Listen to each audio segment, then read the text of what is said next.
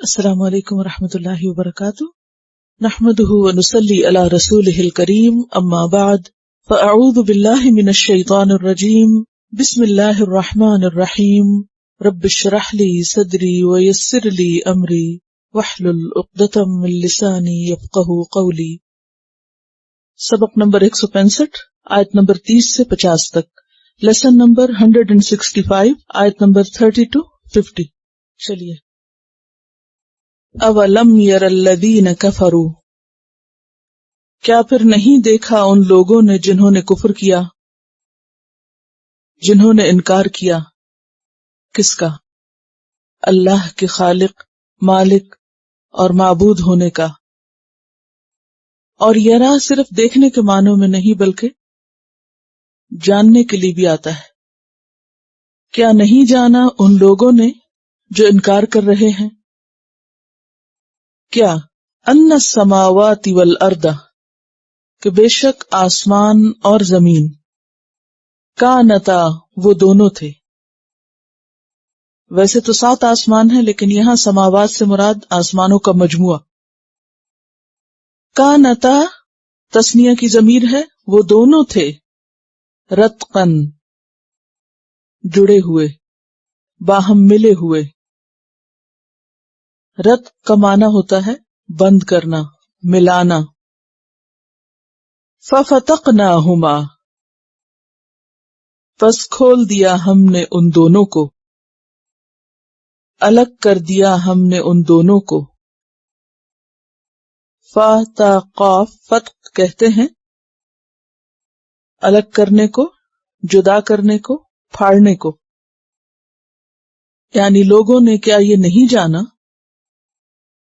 کہ زمین و آسمان اپنی اس موجودہ شکل سے پہلے آپس میں ملے ہوئے تھے، یعنی ایک ہی چیز تھے۔ پھر ہم نے ان کو کھولا، ہم نے الگ الگ کیا۔ کعب احبار کہتے ہیں کہ ہوا کو داخل کر کے ان کو الگ الگ کیا، اور آسمانوں کے بیچ میں خلا اور یہ ہوا آ گئی۔ اور اکرمہ کہتے ہیں کہ اس کا مطلب یہ ہے کہ آسمان پہلے بند تھا، یعنی آسمان تھا تو صحیح لیکن اس سے بارش نہیں برستی تھی، اور زمین بھی بند تھی، یعنی اس سے کوئی سبزہ نہیں اگتا تھا۔ وَجَعَلْنَا مِنَ الْمَاءِ، اور بنایا ہم نے پانی سے، كُلَّ شَيْءٍ حَيٍّ،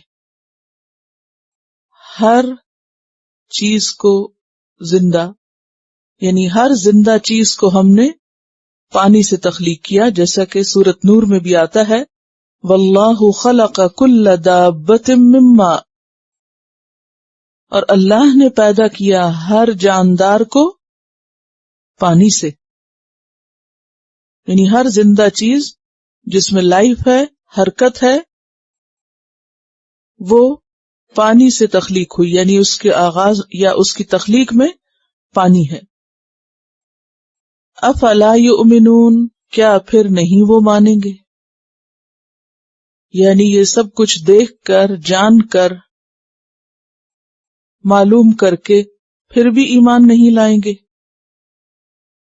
اب یہاں آپ دیکھ رہے ہیں کہ خطاب اہل ایمان کو نہیں، خطاب ان لوگوں کو ہے جو اللہ کا انکار کرتے ہیں۔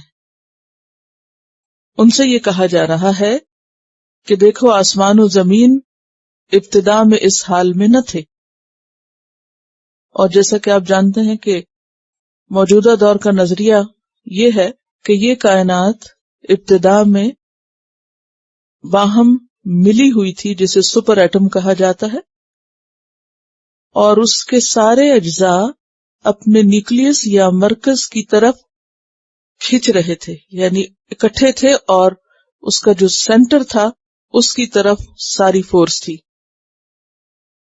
پھر ایک زبردست دھماکے جسے بگ بینگ کہا جاتا ہے، اس کے ذریعے یہ الگ الگ ہوئے، منتشر ہوئے، اور یوں یہ گیلیکسیز اور یہ زمین، آسمان اور یہ سب کچھ وجود میں آئے۔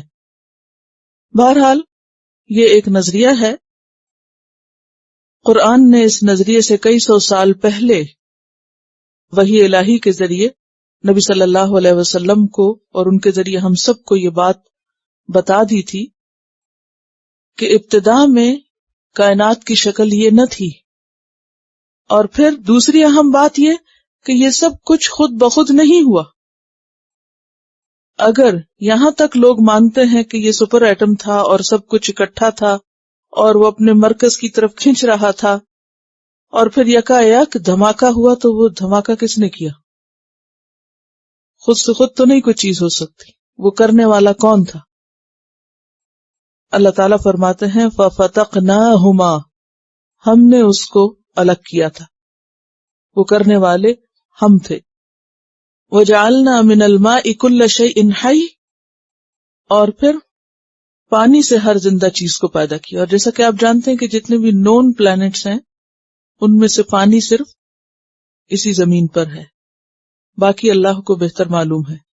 اور اسی وجہ سے ہم دیکھتے ہیں کہ باقی جگہوں پر زندگی کے آثار نہیں ملتے جس طرح اس زمین پر ملتے ہیں. اور اس کی بنیادی وجہ کیا ہے؟ کہ لائف پانی سے وجود میں آتی ہے، اور اگر پانی نہ ہو تو زندہ رہنا مشکل ہے. پھر اللہ تعالیٰ فرماتے ہیں یہ سب باتیں جان کے سمجھ کے ان میں غور و فکر کر کے بھی مانتے کیوں نہیں؟ آخر کیا رکاوٹ ہے؟ جب سبب اور کاز معلوم ہو گیا تو پھر اس سے انکار کیوں ہے؟ وَجَعَلْنَا فِي الْأَرْضِ رَوَاسِيَ، اور بنائے ہم نے زمین میں گڑے ہوئے. رواسیہ جمع ہے راسیتن کی، اور راسیہ کا لفظ کس سے ہے؟ رے سین واو سے. اور رواسی سے مراد پہاڑ ہیں یہاں جو زمین کے اندر ٹھکے ہوئے ہیں، گڑے ہوئے ہیں، جیسے کیل ٹھکا ہوا ہوتا ہے. یہ کیوں ہم نے بنائے؟ ان تاکہ، اور لا محذوف ہے یہاں، اللہ تھا تاکہ نہ، تو مانا ہم کیا کریں گے؟ تاکہ نہ، کیا نہ؟ تمید بہم، وہ ہلنے لگے ان کے ساتھ. تمید ماد یمید مید کہتے ہیں ہلنے کو، اور خاص طور پر بڑی چیز کے حرکت میں آنے کو، یعنی کسی بڑی ہیوج چیز کا ہلنا. تو مراد یہ ہے کہ زمین کا ہلنا، کہ زمین ہلنے نہ لگے ان کو ساتھ لے کر، یعنی کن کو؟ جو انسان اس پر رہتے بستے ہیں، جو مخلوقات اس پر ہیں.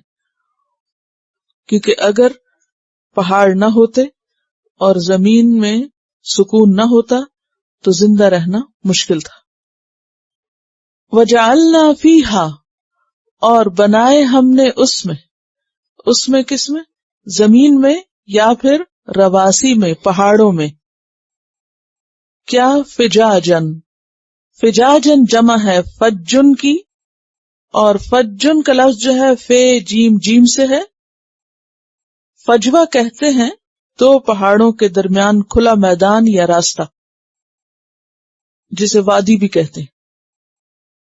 اور خاص طور پر وہ راستہ جو پہاڑوں کے بیچ میں سے گزرتا ہو، کیونکہ زمین پر سفر کرنے کے لیے ضروری تھا کہ پہاڑوں کو پار کرنے کے لیے زمین پر راستے بنے ہوتے. تو سبلن سبیل کی جمع ہے کہ اللہ تعالی نے پہاڑوں کے بیچوں بیچ انسانوں کی نقل و حرکت کے لیے، سفر کے لیے کشادہ راستے بنا دیے. وہ چاہتا تو پہاڑ دیواروں کی شکل میں ہوتے اور زمین کے ایک حصے کا دوسرے سے کوئی رابطہ نہ ہوتا، کیونکہ ابتدائی دور سے انسان خشکی کے راستوں کو کثرت سے استعمال کرتا رہا ہے. اور آج بھی ہوائی جہاز کا سفر سب نہیں کر سکتے اور سب نہیں کرتے، کچھ تو شاید ڈر کے مارے نہیں کرتے.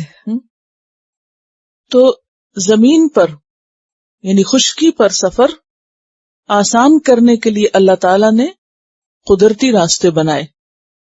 سورۃ نوح آیت 20 میں آتا ہے لِتَسْلُكُوا مِنْهَا سُبُلًا فِجَاجًا، تاکہ تم چلو، داخل ہو اس کے کھلے راستوں پر. تو اگر ہم فجاجن سبلن کو دیکھیں تو کیا معنی ہوگا؟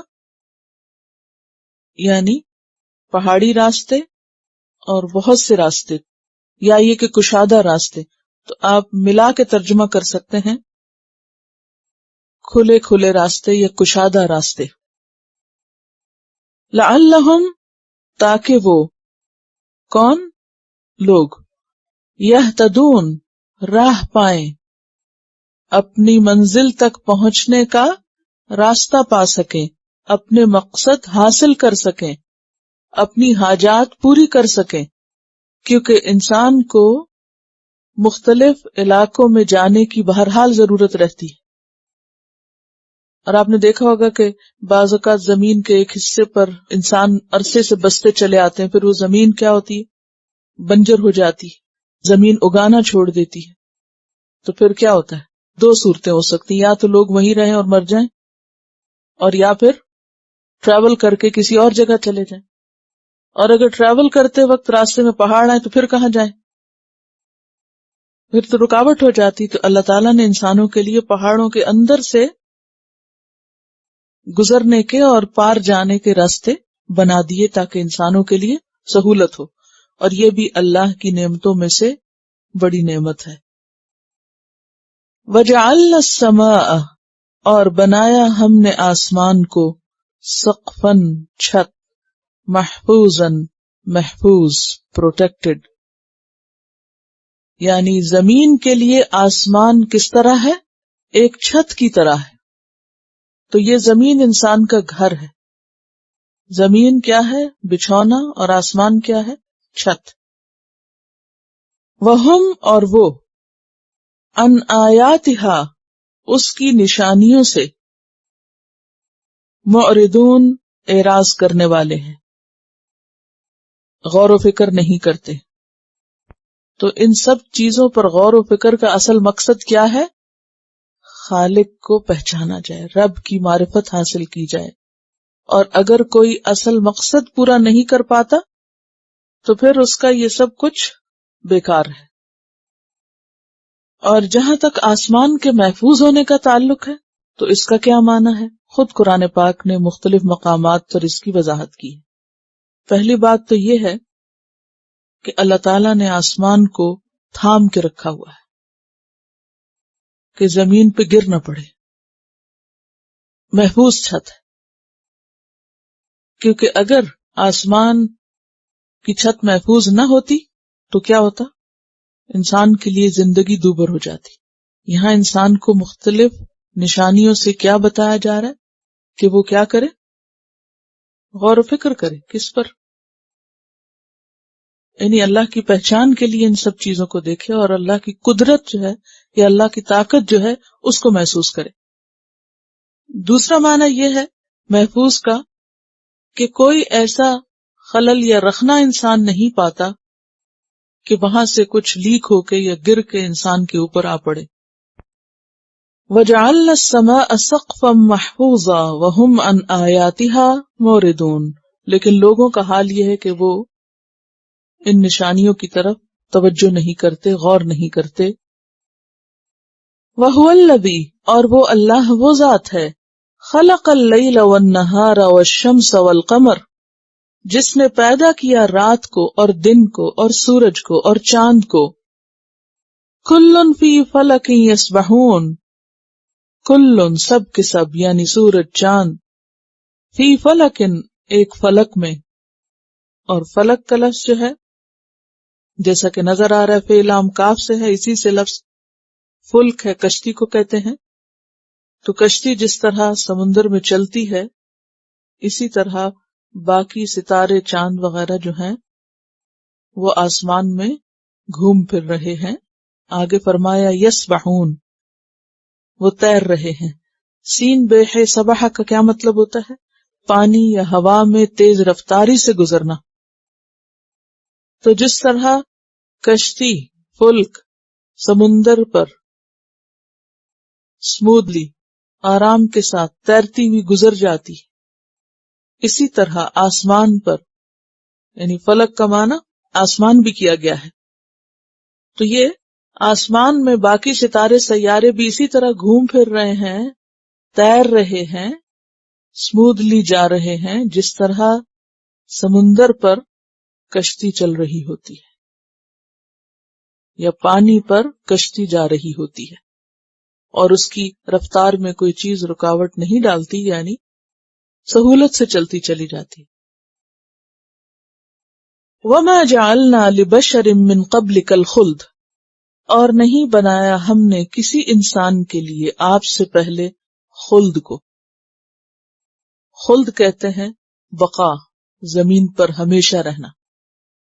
ہم نے کسی انسان کو بھی ہمیشہ کے لیے پیدا نہیں کیا، کیونکہ ہمیشگی تو صرف اللہ ہی کے لیے جو خالق ہے، اور باقی سب کون ہے؟ مخلوق، انسان. کل من علیہا فان. افإن مت، کیا پھر اگر آپ مر جائیں، فہم الخالدون، تو وہ ہمیشہ رہنے والے ہیں. یہاں دراصل کفار مکہ کے ایک طریقے پر تبصرہ کیا جا رہا ہے کہ وہ کیا کہتے تھے، نتربص بہ ریب المنون، کہ ہم انتظار کر رہے ہیں کہ کس وقت محمد صلی اللہ علیہ وسلم فوت ہو جائیں.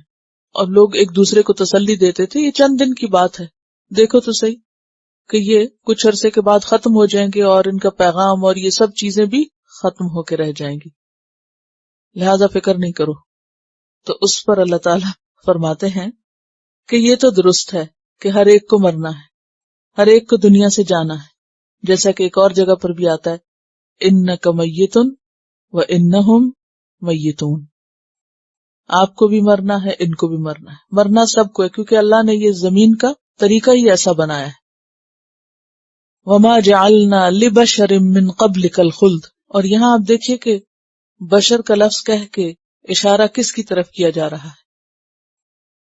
آپ صلی اللہ علیہ وسلم کی طرف، کہ آپ سے پہلے کسی بھی بشر کے لیے خلد نہیں تھی، تو آپ کے لیے بھی خلد نہیں، اور انڈرسٹوڈ ہے کہ آپ بھی بشر ہیں، لہٰذا آپ کے لیے بھی خلد نہیں. افإن مت، کیا پھر اگر آپ فوت ہو جائیں، فہم الخالدون، تو ان میں سے کوئی بچے گا؟ یہ بھی تو چلے جائیں گے. تو بات یہ ہے، وہ کہتے ہیں نا کہ دشمن مرے خوشی نہ کریے، یعنی دوستوں نے بھی مر جانا ہے.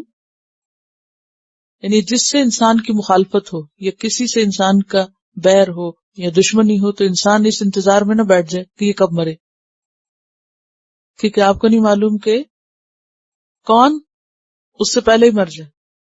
دوسرے کی موت کا انتظار کرنے والا اس سے پہلے موت کا شکار ہو سکتا ہے. تو افإن مت فہم الخالدون، اگر آپ فوت ہو جائیں تو یہ ہمیشہ رہیں گے یہاں. ہمیشہ تو کسی کو بھی نہیں رہنا، کیونکہ اللہ نے کسی کے لیے ہمیشگی رکھی ہی نہیں. ہمیشگی صرف ایک ہی ذات کے لیے، اور وہ ایک اکیلے اللہ کے لیے. اور باقی سب تو کل نفس ذائقۃ الموت، ہر نفس کو موت کا ذائقہ چکھنا ہے. ہر ایک جو زندہ ہوا اس کے لیے موت ہے. پیچھے زندگی کی بات کی نا، ہر زندہ چیز کو پانی سے بنایا، تو یہاں پر موت کی بات کی ہے. کل نفس ذائقۃ الموت وَنَبْلُوكُمْ بِالشَّرِّ وَالْخَيْرِ فِتْنَةً، اور ہم آزما رہے ہیں تم کو ساتھ شر اور خیر کے. فتنتاً آزمانا، مصدر کے طور پہ استعمال ہوا یہاں. یعنی پھر یہ زندگی کیا ہے جس کے بعد ہر ایک کے لیے موت ہے؟ آزمائش، امتحان. کس چیز میں؟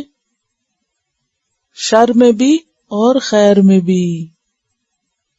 عموماً ہم بھول جاتے ہیں، ہم سمجھتے ہیں کوئی تکلیف آئے تو وہ امتحان آ گیا، اور اگر کوئی نعمت ملے تو ہم میں سے کتنے لوگ کہتے ہیں یہ امتحان ہے میرے لیے.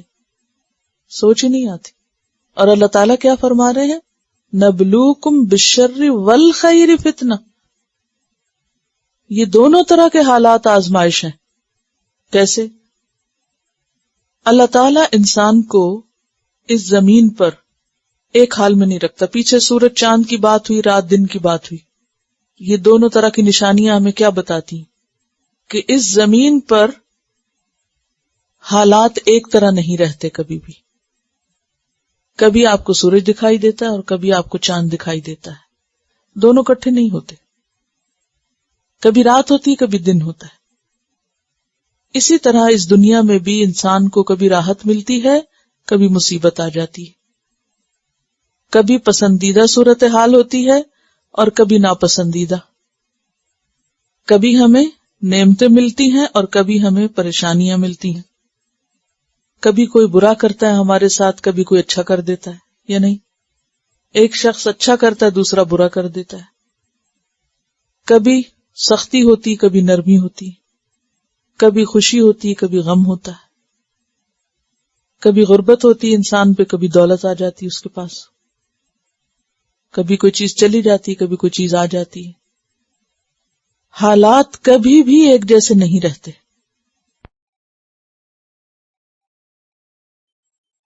وَإِذَا رَآكَ الَّذِينَ كَفَرُوا، اور جب دیکھتے ہیں تجھ کو وہ لوگ جنہوں نے کفر کیا، إِن يَتَّخِذُونَكَ إِلَّا هُزُوًا، نہیں وہ بناتے آپ کا مگر مذاق۔ یہ آپ کے اس دور کی بات ہے جب آپ نے ابتدا میں پیغام دینا شروع کیا تھا، تو اہل مکہ کیا کرتے تھے؟ آپ کو دیکھتے ہی آپ پر ہنسنا شروع کر دیتے، مذاق اڑانا شروع کر دیتے، اور پھر کیا کہتے؟ اَهَذَا الَّذِي يَذْكُرُ آلِهَتَكُمْ، کیا یہ ہے وہ شخص جو تمہارے الہوں کی بات کرتا ہے، ان کو عیب لگاتا ہے، ان کا ذکر کرتا ہے؟ سورۃ الفرقان 41 میں آتا ہے اَهَذَا الَّذِي بَعَثَ اللَّهُ رَسُولًا، کیا یہ ہے وہ شخص جس کو اللہ نے رسول بنا کے بھیجا ہے؟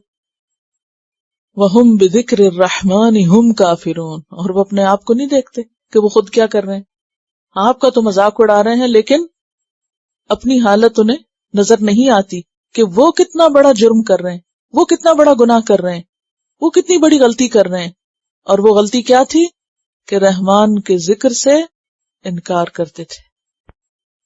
خلق الانسان من عجل، پیدا کیا گیا ہے انسان عجلت سے، یعنی خیر آتی ہے تو آپے سے باہر، شر تو آپے سے باہر، یعنی جو انسٹنٹ ریئیکشنز ہیں ہمارے، ان کی وجہ سے مشکل پڑتی، اور اس کی وجہ کیا ہے؟ اس کے پیچھے انسان کی جلد بازی جو انسان کی سرشت میں۔ آدم علیہ السلام کے پیچھے واقعہ بیان ہوا، وہاں بھی کیا تھا؟ کیوں آدم علیہ السلام سے وہ غلطی ہوئی تھی؟ جلدی میں۔ تو اجل جو ہے، عجلت جو ہے، بذات خود بری چیز نہیں ہے، ہاں بے موقع استعمال ہو تو ٹھیک نہیں ہے۔ کچھ چیزوں میں تو جلدی کے لیے کہا بھی گیا نا، جیسے فاستبقوا الخیرات، نیکی کا کام ہو تو انسان کو دیر نہیں لگانی چاہیے، ورنہ انسان سے وہ چانس مس ہو سکتا ہے۔ جیسے کئی جگہوں پر ایسا آتا ہے نا کہ آپ صلی اللہ علیہ وسلم سے کسی نے کہا آپ میرے لیے دعا کریں، آپ نے اس کے لیے کی، دوسرے نے کہا آپ نے میرے لیے بھی کریں، تو آپ نے کہا نہیں وہ پہلے گزر گیا۔ پھر ایک اور موقع پر آپ صلی اللہ علیہ وسلم حضرت ام حرام کے ہاں تھے، تو وہاں پر آپ سو گئے، جب اٹھے تو مسکرا رہے تھے، تو آپ نے فرمایا میں نے اپنی امت کے ایک لشکر کو پانی پر دیکھا ہے، یعنی کہ وہ سرداروں کی طرح پانی پہ سفر کر کے جہاد کے لیے نکلے ہوئے اور دور جا رہے ہیں۔ تو حضرت ام حرام کہتی یا رسول اللہ صلی اللہ علیہ وسلم آپ میرے لیے دعا کیجیے کہ میں بھی اسی میں سے ہوں۔ تو اب ایسے موقعوں پر انسان سوچ میں پڑ جائے اور پھر جب وقت گزر جائے تو وہ جو ایک دن آپ نے واقعہ سنایا تھا تو اس میں آپ نے بتایا تھا تو آج میرے لیے آپ دعا کر دیں، تو وہ کیا ہوتا ہے؟ وقت گزر چکا ہوتا ہے۔ تو اب ایسے مواقع پر انسٹنٹ نیکی کرنے کی ضرورت ہوتی ہے، تو یہ جلدی بری نہیں ہے۔ اللہ نے انسان کو عجلت سے بنایا ہے تو یہ اس لیے نہیں بنایا کہ یہ انسان کی برائی بیان ہو رہی ہے۔ اصل بات یہ کہ ہم نیکی کے کاموں میں تو عجلت کم ہی کرتے ہیں، نیکی کے مواقع سے فائدہ جلدی نہیں اٹھاتے، ہاں بیڈ ریئیکشنز جو ہیں ان میں جلدی ضرور کرتے ہیں۔ یعنی آپ دیکھیے کہ جتنا ہم تیزی سے ایکٹ کرتے ہیں غصے کے بعد، اتنا ہم کوئی جنت کی آیت سن کے جلدی سے کوئی نیکی کم ہی کرتے۔ تو بات یہ ہے کہ خلق الانسان من اجل، یعنی انسان کی سرشت میں ہے جلدی۔ اور اجل کا ایک اور معنی بھی ڈکشنری میں بتایا گیا ہے، لیسدار کیچڑ، دلدل، کیچڑ اور دلدل کے معنی میں۔ تو جیسے کہ مختلف آیات میں آتا ہے کہ انسان کو اللہ نے مٹی سے بنایا، تو بات یہ ہے کہ اوریجن تو انسان کی مٹی ہی سے ہے، لیکن مجازی طور پر یہاں اجل کا لفظ استعمال کیا گیا ہے مجازی معنوں میں کہ اس کے مزاج کے اندر جلدی ہے۔ سَأُرِيكُمْ آیاتی، ان قریب میں دکھاؤں گا تم کو اپنی آیات، اپنی نشانیاں، فلا تستعجلون، پس نہ تم جلدی کرو۔ اہل مکہ آپ صلی اللہ علیہ وسلم سے معجزات کا مطالبہ کرتے، کبھی کہتے عذاب جلدی لے آؤ، کبھی کہتے کوئی معجزہ لاؤ تو مانے کہ تم نبی ہو۔ فرمایا سب نظر آ جائے گا، بس تم جلدی نہ کرو، ہر چیز اپنے وقت مقرر پر ہو کر رہے گی۔ وَيَقُولُونَ مَتَى هَذَا الْوَعْدُ إِن كُنتُمْ صَادِقِينَ، اور وہ کہتے ہیں کب ہوگا یہ وعدہ، کون سا؟ قیامت کا۔ ان کنتم صادقین، اگر تم سچے ہو۔ اب سب سے زیادہ جلدی کس چیز میں مچاتے تھے وہ، کہ قیامت کیوں نہیں آ جاتی، عذاب کیوں نہیں آ جاتا، اور پھر کہتے کب پورا ہوگا یہ وعدہ، تم کہتے ہو ایک دن سب ختم ہو جائے گا، تو وہ ہوگا کب؟ ان کنتم صادقین، اگر تم سب سچے ہو۔ سب سے مراد کون ہے یہاں؟ آپ اور آپ کے صحابہ کرام جو ایمان رکھتے تھے۔ کہا کہ ایسی چیزوں میں جلدی نہ کرو۔ لو یعلم الذین کفروا حین لا یکفون عن وجوہہم النار، لو اگر، یعلم جان لیں، الذین وہ لوگ، کفروا جنہوں نے کفر کیا، کہ قیامت آنے پہ ان کے اوپر کیا بیتے گی۔ ہی نہ جب، لا یکفون نہ روک سکیں گے، ان وجوہہم اپنے چہروں سے، النار آگ، ولا ان ظہورہم اور نہ اپنی پیٹھوں سے، ولا ہم ینصرون اور نہ وہ مدد کیے جائیں گے۔ اب دیکھیے کہ بہت سے لوگ حالات سے گھبرا کے، مشکلات سے گھبرا کے عموماً کیا مانگتے ہیں؟ موت۔ اور کچھ تو انتظار بھی نہیں کرتے، وہ اس سے پہلے ہی خودکشی کر لیتے۔ لیکن خودکشی کا انجام کیا ہے؟ اور موت کے بعد کیا ہونا ہے؟ کس کو پتا کہ اب کے حال سے اچھا ہوگا یا کیا ہوگا؟ اب تو کہتے ہیں کہ مر جائیں گے، مر جائیں گے، مر کے بھی چین نہ پایا تو کدھر جائیں گے؟ تو یہ سب بھی انسان کی جلد بازی کا نتیجہ ہے نا۔ تو کفار بھی اپنے لیے عذاب مانگتے، موت مانگتے، قیامت مانگتے۔ کہا کہ تمہیں نہیں معلوم کہ اس موت کے بعد، عذاب کے بعد قیامت کے دن تمہارے ساتھ ہونے کیا والا ہے؟ کاش تمہیں پتہ چل جاتا۔ تو لو کاش کے معنوں میں یا اگر کے معنوں میں، کاش جان لیں وہ لوگ جنہوں نے کفر کیا۔ کیا جان لیں؟ کہ ان کا حال کیا ہوگا جہنم میں۔ حین لا یکفون، جب وہ نہ روک سکیں گے، ان وجوہہم النار، اپنے چہروں سے آگ، جب اپنے چہروں سے وہ آگ کو نہ روک سکیں گے، آگ ان کے چہروں پہ چھائی بھی ہوگی، شعلے ان کو ڈھانپے ہوئے ہوں گے، اور وہ اپنے چہروں سے آگ کو ہٹا نہ سکیں گے۔ ہوتا کیا ہے انسان کا انسٹنٹ ری ایکشن کیا ہوتا ہے؟ کوئی چیز اگر چہرے پہ آئے تو فوراً اسے پیچھے کرتا ہے، لیکن وہاں کوئی پیچھے نہیں کر سکے گا۔ کفان کا مطلب ہوتا ہے کسی کو ہاتھ سے، کف کہتے ہیں ہتھیلی کو، ہاتھ، تو کفان یعنی ہتھیلی سے پیچھے کرنا کسی چیز کو۔ تو لا یکفون عن وجوہہم النار، اور عام طور پہ کیا ہوتا ہے کہ انسان چہرے کو بچانے کے لیے فوراً ہاتھ منہ پہ کر لیتا ہے، تو وہ ہتھیلیاں منہ پہ بھی کریں تو اس سے کوئی فرق نہیں پڑے گا، وہ آگ اندر پہنچنے سے رک نہیں سکے گی۔ ولا عن ظہورہم، اور نہ ان کی پیٹھ پر، نہ اپنی پیٹھ سے آگ کو ہٹا سکیں گے، کیونکہ انسان کے چہرے کی طرف کچھ آئے تو ہاتھوں ہتھیلیوں کے بعد کیا ہوتا ہے کہ انسان فوراً منہ موڑ جاتا ہے، پلٹ جاتا ہے، یعنی بیک کر لیتا ہے۔ تو اب یہ ہے کہ اگر بیک بھی کریں گے تو وہاں بھی آگ، یعنی سامنے دیکھیں تو، اگر پیچھے دیکھیں تو، کسی طرف سے بھی اس کو ہٹا نہ سکیں گے۔ ولا ہم ینصرون، اور نہ وہ مدد دیے جائیں گے، کوئی ان کی مدد کرنے کو نہ پہنچے گا، کوئی کام نہ آئے گا۔ لہذا انسان کو اپنے لیے فیصلہ یہ کرنا چاہیے کہ وہ کون سا طریقہ زندگی ہے کہ جس کے نتیجے میں وہ اللہ کی ناراضگی سے بچ سکے اور اس جہنم سے بچ سکے۔ بل تأتیہم بغتۃ، بلکہ وہ آئے گی ان کے پاس اچانک۔ کیا چیز اچانک آئے گی؟ قیامت۔ یہ جلدی مانگتے ہیں، وہ ایک دم آ جائے گی۔ فتبہتہم، پھر وہ ان کو مبہوت کر دے گی، حیران کر دے گی۔ کیا چیز؟ قیامت یا آگ یا جہنم، کہ ان کے وہم و گمان میں بھی نہ ہوگا کہ یہ اتنی بڑی چیز ہے۔ یعنی جو ہی مریں گے، مرنے کے بعد جو عذاب شروع ہوگا تو بالکل ایسے کہ مبہوت ہونا کیا ہوتا ہے؟ حیران ہونا، شوق میں چلے جانا کہ جس چیز کا انسان نے سوچا ہی نہ ہو، ایکسپیکٹ ہی نہ کر رہا ہو، توقع ہی نہ ہو، اس کے وہم و گمان میں ہی نہ ہو کہ یہ بھی ہو سکتا ہے. فلا یستطیعون ردھا، پھر نہ وہ استطاعت رکھتے ہوں گے اس کو پھیرنے کی، لوٹانے کی، ریجیکٹ کرنے کی، ہٹانے کی، یعنی خود کو پروٹیکٹ نہیں کر سکیں گے. ولا ہم ینظرون، اور نہ وہ مہلت دیے جائیں گے. کس بات کے لیے مہلت؟ کہ توبہ کر لیں، معذرت کر لیں، اصلاح کر لیں، اب اللہ کی مرضی کے مطابق زندگی بسر کر لیں. پھر کوئی چوائس نہیں ہوگی کہ انسان واپس پلٹ سکے. وَلَقَدِ اسْتُهْزِئَ بِرُسُلٍ مِّن قَبْلِكَ، اور البتہ تحقیق مذاق اڑائے گئے کئی رسول آپ سے پہلے بھی. یعنی صرف محمد صلی اللہ علیہ وسلم کے ساتھ ہی نہیں بلکہ بہت سے رسولوں کے ساتھ لوگوں نے یہی رویہ اختیار کیا. اور اس میں ہمارے لیے کیا سبق ہے کہ اگر ہم لوگوں کو دین کی بات بتائیں گے تو پھر اس کو ایکسپیکٹ کریں. اور یہاں پر استہزیہ محض مذاق اڑانے کے معنی میں نہیں بلکہ انکار کے معنی میں. اور مذاق اڑانے کا اصل مقصد بھی کیا ہے؟ دراصل سنجیدہ باتوں کو ہنسی میں اڑانا تاکہ ان کو نہ مانا جائے. فحاق بالذین سخروا منہم، تو گھیر لیا ان لوگوں کو جنہوں نے مذاق کیا تھا ان میں سے. کس چیز نے گھیر لیا؟ ما کانوا بہ یستہزئون، جس کا وہ مذاق اڑاتے تھے، یعنی عذاب. کیونکہ اللہ کا قانون یہ ہے کہ ولا یحیق المکر السیئ الا باہلہ، بری چالیں جو ہوتی ہیں وہ اپنے چلنے والے کو ہی لے ڈوبتی. اور ہا کا لفظ سے ہا یا قاف سے ہے. قل کہہ دیجئے من یکلؤکم، کون حفاظت کرتا ہے تمہاری.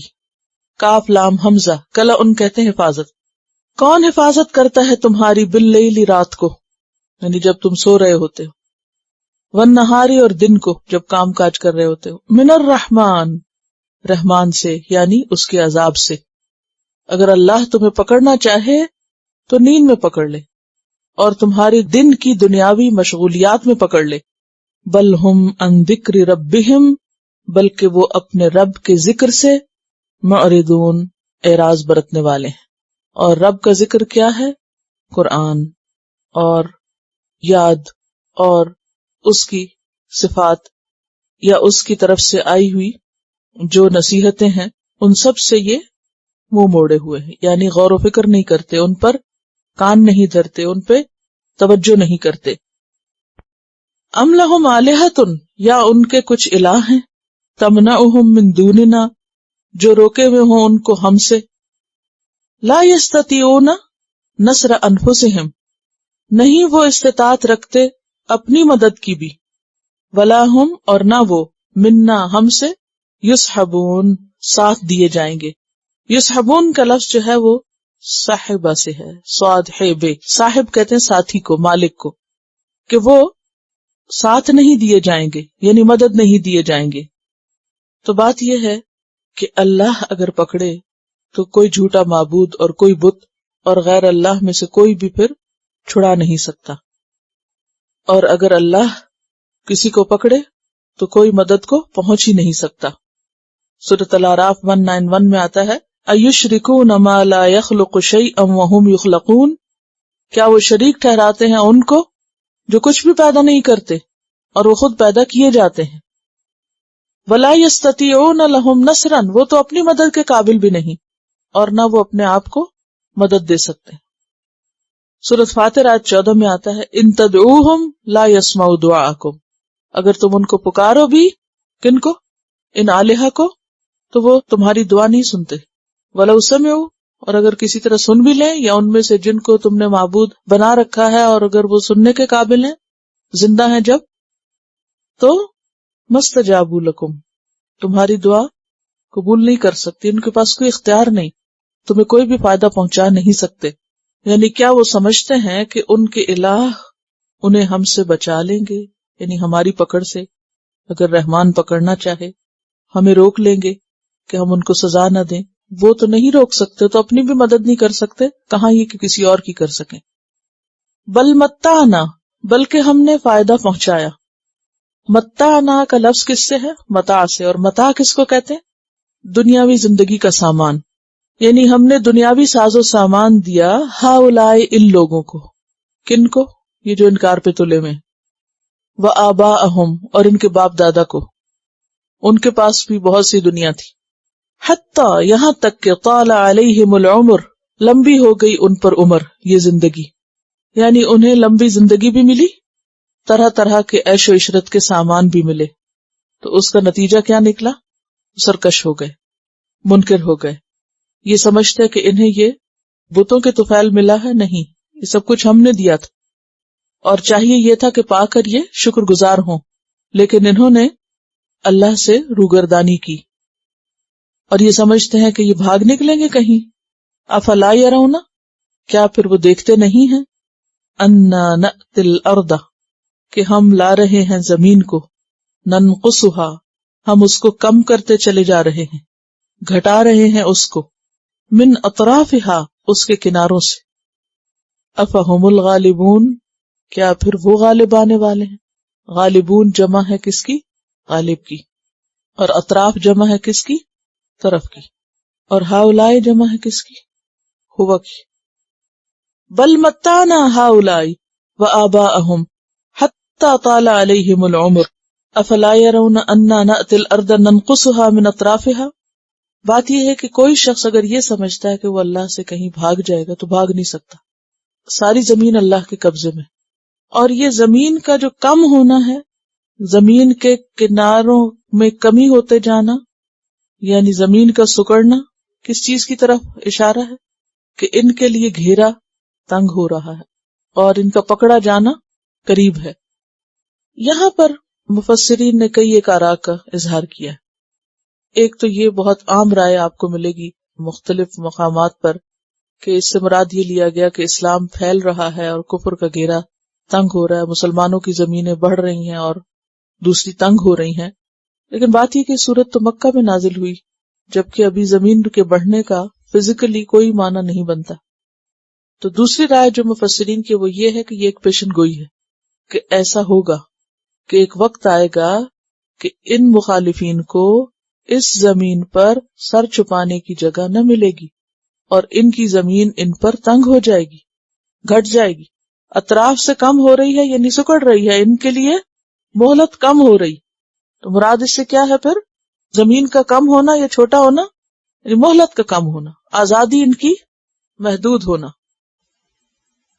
قل کہہ دیجئے، انما بے شک، انذرکم میں ڈراتا ہوں تم کو، بالوحی وحی کے ساتھ، میں تم کو وحی کے ذریعے خبردار کرتا ہوں۔ کس سے؟ اللہ سے، آخرت سے۔ ولا يسمع الصم الدعاء، اور نہیں سنتے بہرے پکار کو، اذا ما ينذرون، جب وہ ڈرائے جائیں۔ یعنی اگر کوئی شخص بہرا ہو، سنتا نہ ہو، کبھی زندگی میں ایسے کسی شخص کو دیکھا جو سنتا نہ ہو؟ اگر آپ اس کے سر پہ چلائیں بھی، اگر کسی خطرے سے آگاہ بھی کریں، اس کو تو کچھ پتہ نہیں چلے گا۔ اگر آپ اس کے سامنے کھڑے ہو کے کہیں کہ دیکھو ابھی تھوڑی دیر میں چھت گرے گی یا فلاں ہوگا، جتنی مرضی ڈرانے کی باتیں کرے، کیا ہوگا؟ وہ نہیں ڈرے گا۔ تو یہاں یہ کہا جا رہا ہے کہ ان لوگوں کا حال بھی بالکل ایسے ہی ہے جیسے بہرے ہوتے، کہ ان کو آخرت سے ڈر ہی نہیں لگتا، ان کو موت کی فکر ہی نہیں، اور یہ اصلاح کی طرف آ ہی نہیں رہے، یہ ایسے ہیں جیسے بہرے ہوں۔ اگرچہ خطاب اہل مکہ سے ہے، لیکن اگر دیکھا جائے تو ہم سب کا بھی آخرت کے بارے میں کیا نظریہ ہے، کتنی فکر ہے، کتنی سوچ ہے۔ تو قل انما انذرکم بالوحی، کہہ دیجئے میں تم سب کو وحی یعنی اس قرآن کے ذریعے خبردار کرنا ہوں، لیکن اس کو سنتا کون ہے؟ جس کے کان کھلے ہوں، جو سننا چاہے۔ جہاں تک بہروں کا تعلق ہے، جن کی دلچسپیاں اور دل کسی اور ہی کام میں منہمک ہے، اقترب للناس حسابهم وهم فی غفلۃ موردون، ان کے لیے کیا ہے؟ ولا يسمع الصم الدعاء اذا ما ينذرون، ان کو کوئی بات اثر نہیں کرتی، کوئی ڈرانا ان کو فائدہ نہیں دیتا۔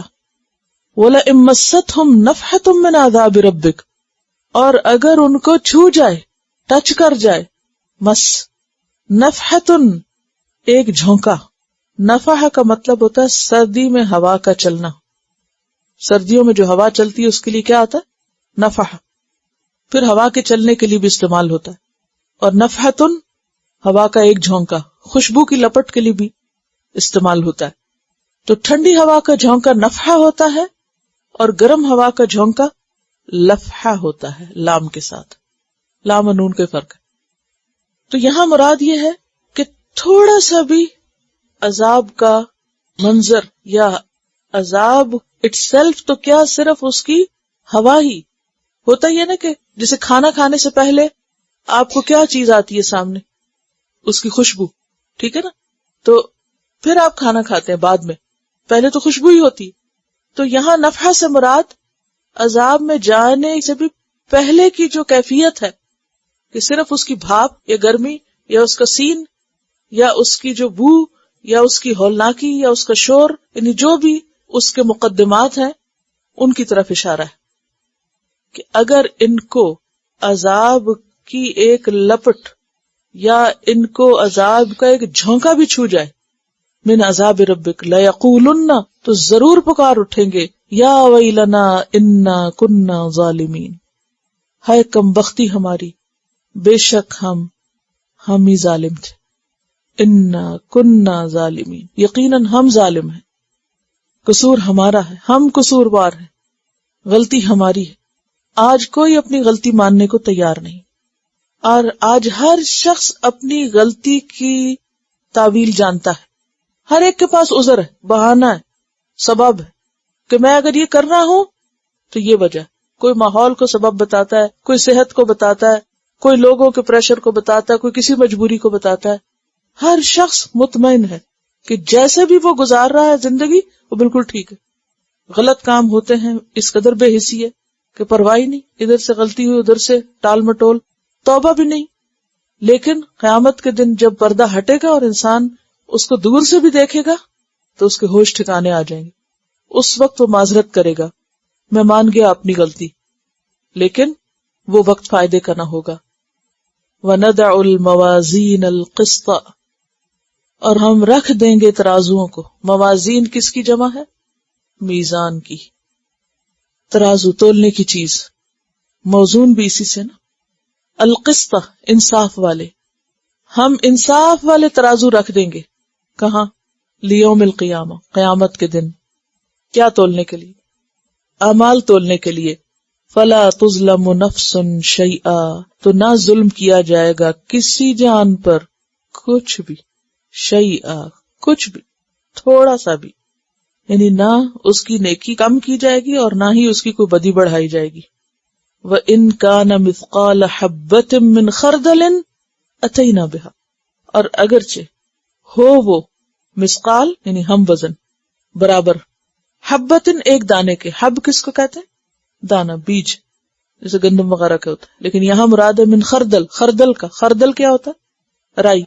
رائی کے دانے برابر بھی کوئی چیز، کیونکہ رائی کا دانہ شاید سارے دانوں میں چھوٹا ہوتا ہے. کسی نے دیکھا اکثر بریڈ پہ لگا ہوتا ہے نا، ڈاٹ کی طرح ہوتا ہے. وَإِن كَانَ مِثْقَالَ حَبَّةٍ مِّنْ خَرْدَلٍ، خواہ وہ خردل کا حبہ ہی کیوں نہ ہو. اتینا بہا، ہم اس کو لے آئیں گے، سامنے لا کے رکھ دیں گے. یہ تم نے کیا تھا نا، یہ کیا تھا نا. نہ کسی کی نیکی ضائع ہوگی اور نہ برائی ضائع ہوگی، وہاں لا کے رکھا جائے گا. وَكَفَى بِنَا حَاسِبِينَ، اور کافی ہیں ہم حساب کرنے والے. حاسب کی جمع، حساب کتاب کرنے کے لیے ہم خود ہی کافی، ساری کیلکولیشنز ہم خود کر لیں گے. وَلَقَدْ آتَيْنَا مُوسَى وَهَارُونَ الْفُرْقَانَ، اور البتہ تحقیق دی ہم نے موسیٰ اور ہارون کو فرقان. فرقان فرق کرنے والی چیز. اشارہ ہے کس چیز کی طرف؟ تورات کی طرف. وَضِيَاءً، اور روشنی، عظیم الشان روشنی. وَذِكْرًا، اور ذکر، یاد دہانی. للمتقین، متقین کے لیے. اور موسیٰ اور ہارون دونوں کا نام لیا گیا، جبکہ ہم دیکھتے ہیں کہ تورات کس کو دی گئی تھی؟ موسیٰ علیہ السلام کو. لیکن چونکہ موسیٰ علیہ السلام نے دعا مانگ کر بھائی کو ساتھ شریک کیا تھا تو یہاں ان کو بھی آنر بخشا گیا کہ جس طرح موسیٰ علیہ السلام کے لیے تورات تھی ویسے ہی ہارون علیہ السلام کی ذمہ داری بھی تھی کہ وہ اس کو لوگوں کو پہنچائیں. اور پھر فرقان کیا چیز ہے؟ میزان، کرائیٹیریا، حق اور باطل کی پہچان کرنے کا، کسوٹی کہتے ہیں جس کو. یہ میزان اللہ نے اتارا کتاب کی شکل میں، لیکن جب انسان کتاب پڑھتا ہے تو پھر وہ میزان آ جاتا ہے دل میں، انسان کے اپنے اندر. یاد رکھیے کہ کوئی مفتی آپ کے ساتھ ہر وقت نہیں چل سکتا، قطعاً، کہ آپ کسی کو ہائر کر لیں اور ہر وقت اس سے پوچھتے رہیں کہ اچھا یہ بتائیے میں ٹھیک کر رہی ہوں، اس کے بارے میں آپ کا فتویٰ کیا، اور یہاں آپ کیا کہتے ہیں، اور یہ غلط ہے کہ صحیح ہے. کوئی نہیں، کیونکہ دن رات کے 24 گھنٹوں میں کون آپ کے ساتھ 24 گھنٹے رہ سکتا ہے؟ کوئی بھی نہیں.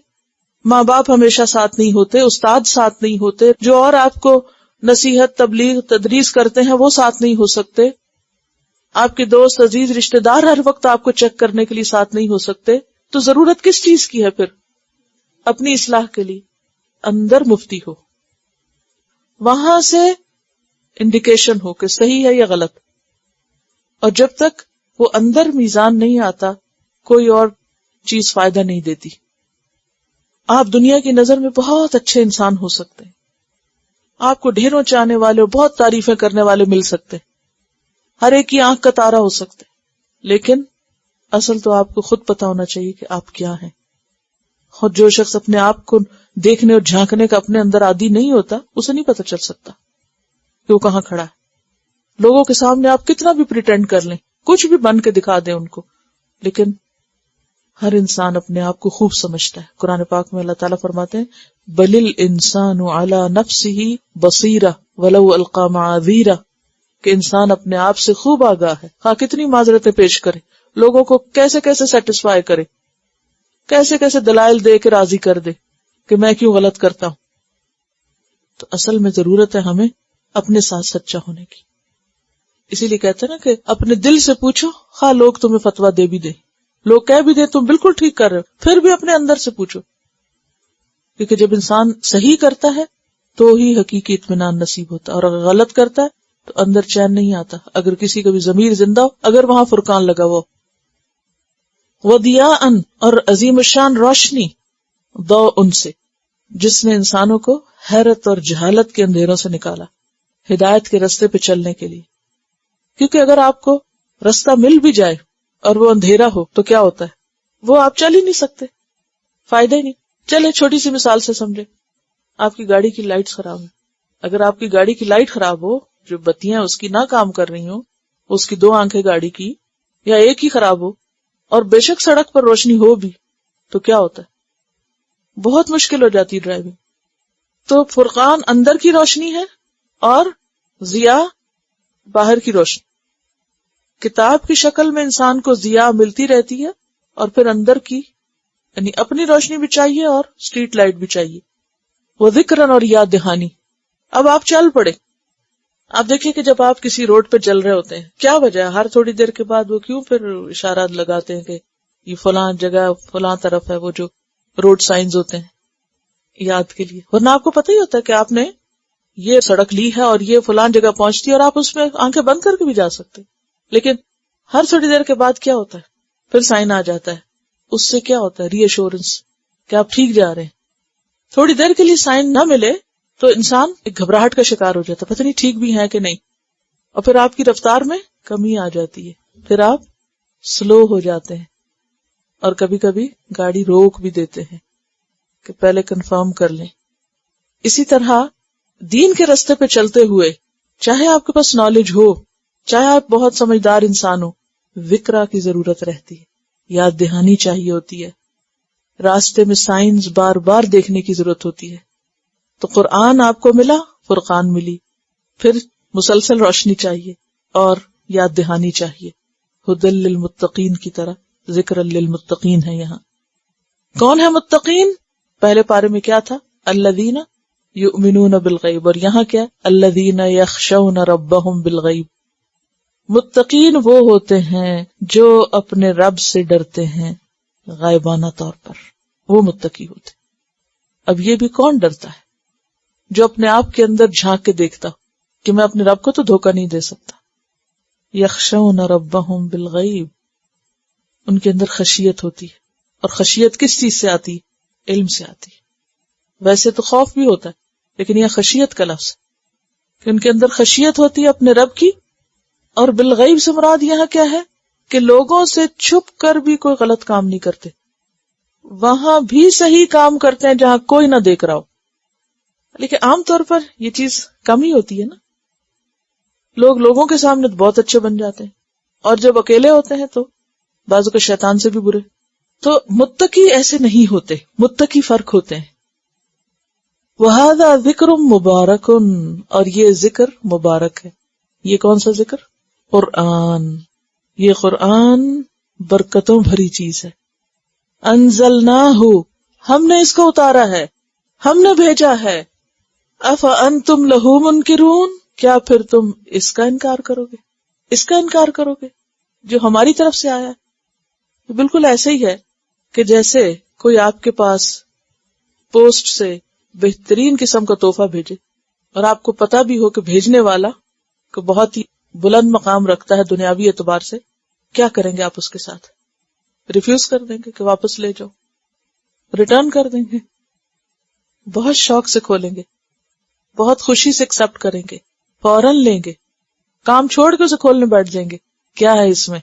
آپ یہ تھوڑی کہیں گے کہ وہ ابھی وقت نہیں ہے بعد میں کھولیں گے. ضروری کام بھی ہوگا تو چھوڑ کے بیٹھ جائیں گے؟ نہیں، پہلے یہ دیکھیں اس میں کیا ہے، فلاں نے بھیجا ہے. وَهَذَا ذِكْرٌ مُبَارَكٌ، اور یہ تحفہ تو بہت ہی مبارک، جس کو کھول کے خیر ہی خیر نکلے گی، بھلائی بھلائی ہوگی. مبارک کا لفظ کس سے؟ برکت سے. اور برکت کس کو کہتے؟ اونٹنی کے بیٹھنے. اور اونٹنی بیٹھ جائے تو سب سے بڑا مال و دولت ہاتھ آ گیا.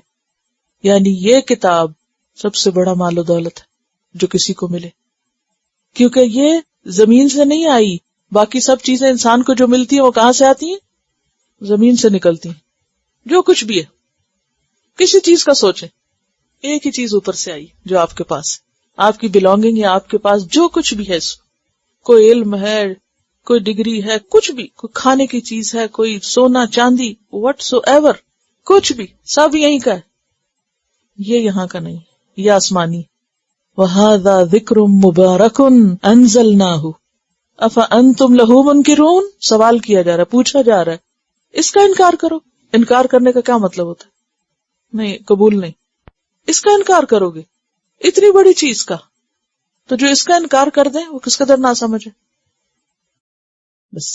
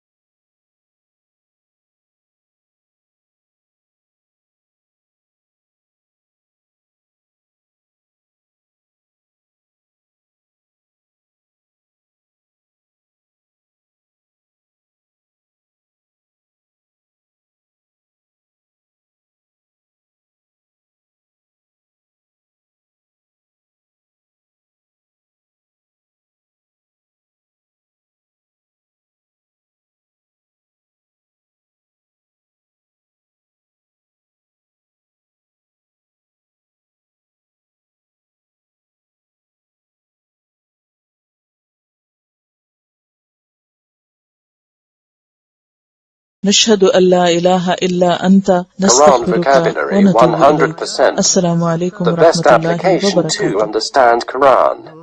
Study with flashcards. Word list. Learn 25% of Quran vocabulary in 7 days. Multiple MCQs to practice and test vocabulary. Single choice. Multiple choice. True, false.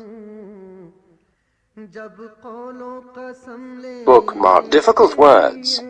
Study wrongly answer words. Test your skills. 12 essential grammar lessons at Learn Quranic Grammar. You can select number of word to study from bookmarks. Select number of times wrongly answered words for study. Test your skills with multiple choice flashcard, true, false, matching words and single choice MCQs. Grammar lessons are available in PDF format. Native Quranic and Urdu fonts. Available at Google Play and Apple App Stores. Download it today to contribute in the Islamic Apps Development Project. Quran vocabulary 100% in Urdu. Visit smartappsweb.com.